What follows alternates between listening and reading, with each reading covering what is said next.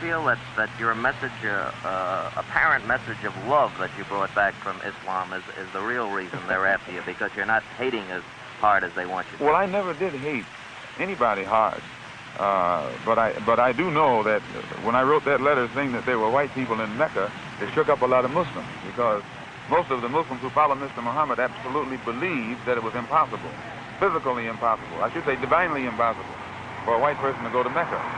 And my trip there shattered that image, or that misconcept. Anyone call you directly, Malcolm? Oh, I've been receiving calls ever since I left the Black Muslim movement. And what sort of calls, Malcolm? They're disenchanted in view of the fact that these men who were your brothers are making threats against your life? No, because actually it's not their fault. Most of them, now Joseph and the officials, they have a knowledge of what it's all about. But the rank-and-file Muslim brother does not know what it's all about. They are, out of religious sincerity, they think that they are doing the will of Allah by protecting a man who I myself taught them was divine. So I don't in any way fault them. But those who are over them and give the orders, and actually the ultimate order comes from Elijah Muhammad himself.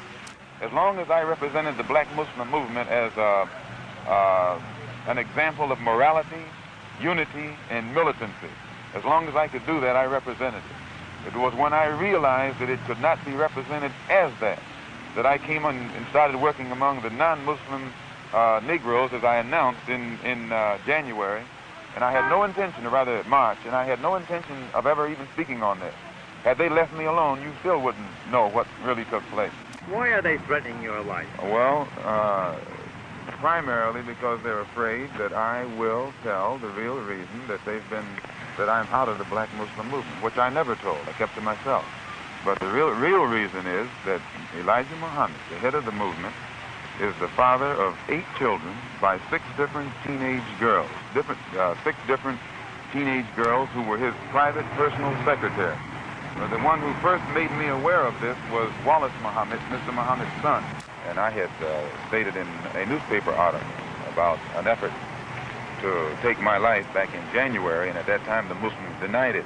In fact, they tried to make it appear through my brother that I was insane.